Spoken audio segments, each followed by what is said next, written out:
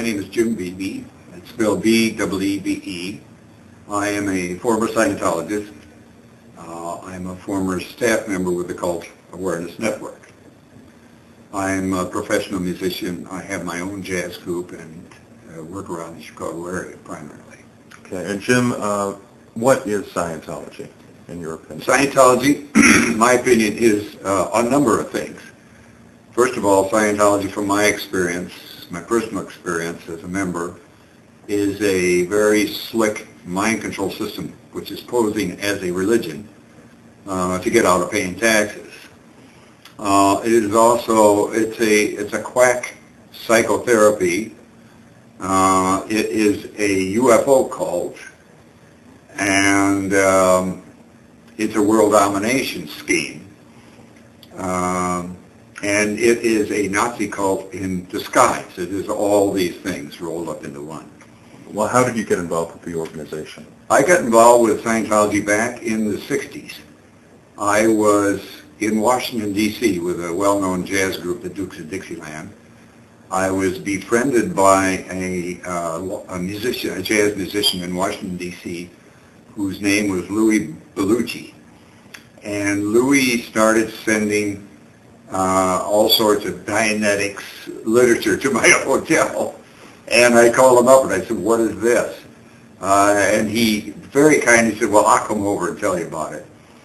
But Louis he befriended me, showed me around Washington, D.C. All the while he's plugging away about Dianetics. He didn't mention Scientology very much. Well, it was mainly known as Dianetics then.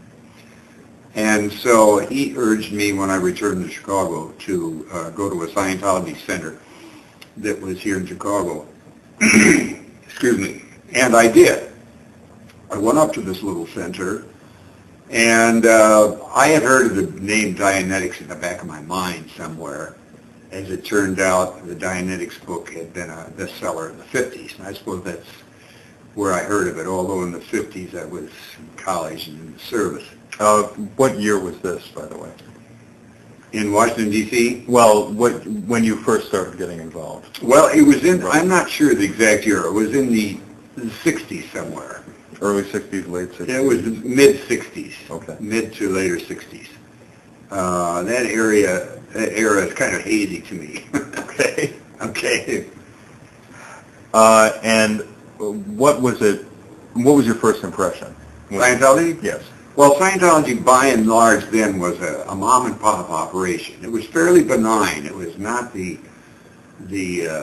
nasty Nazi-type cult that it is today. Most of the Scientology centers were small centers around the country that were run by husband and wife combinations, that sort of thing. And they offered some of the lower-level Scientology courses and stuff. It still had not become the greedy organization that we know today. And as I say, it was still fairly benign. So, and there was an exciting group dynamic there, and this is what is attractive to a lot of people. For guys, there's girls, and vice versa. Okay. Well, what does that mean? You walk in, and there are attractive young women who are paying attention to you and all excited about you being there. Well, right, exactly. Oh yeah, they're very attentive to you, and there's a kind of an excitement, sort of a forward movement to it. You see, and the lectures are all very upbeat and about L. Ron Hubbard, this great person who has made these tremendous discoveries about the human mind and so on and so forth. So, and this is attractive to most people. Take this course and you'll become a smarter person. You'll become more aware. In this course, you'll handle all your problems, you see. Well, this is attractive to people. And so I took the first course, which is called, and to this day is still the first course, called the communication course. And it was a simple, inexpensive little course with some basic good ideas about communication. Do you remember how much it cost at the time? At that time, I think it was, I don't know, it was 25 or 50 bucks, something like that. And there were, as I say, there were some decent ideas about communication, and this was attractive. However, on the very first course, the trap is set. On the very first communication course, L. Ron Hubbard, what he was, I'll divert a little bit here. What L. Ron Hubbard was really good at was hypnosis and mind control methods.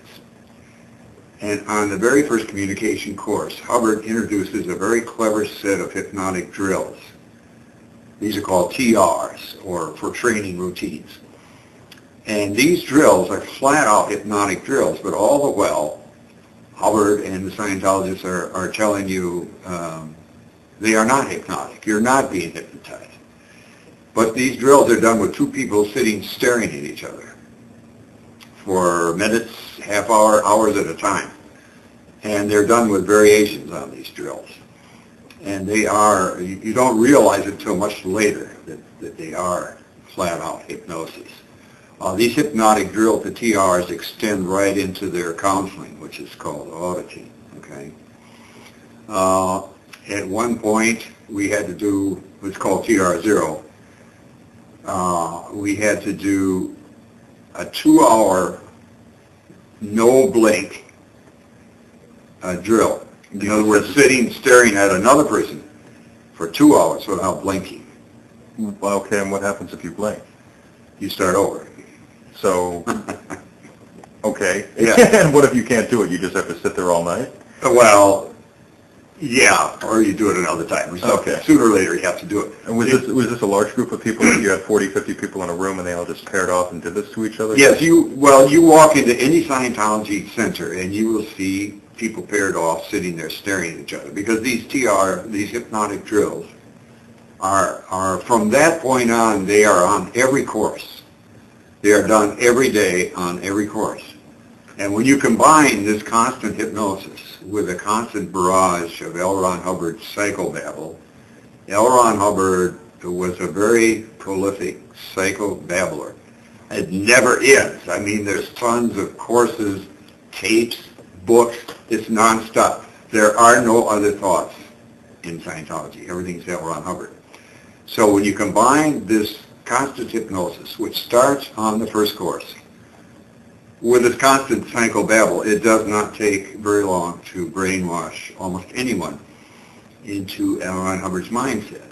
And little by little, you're seduced right into their mindset. It happened to me. It's happened to countless other numbers of other people.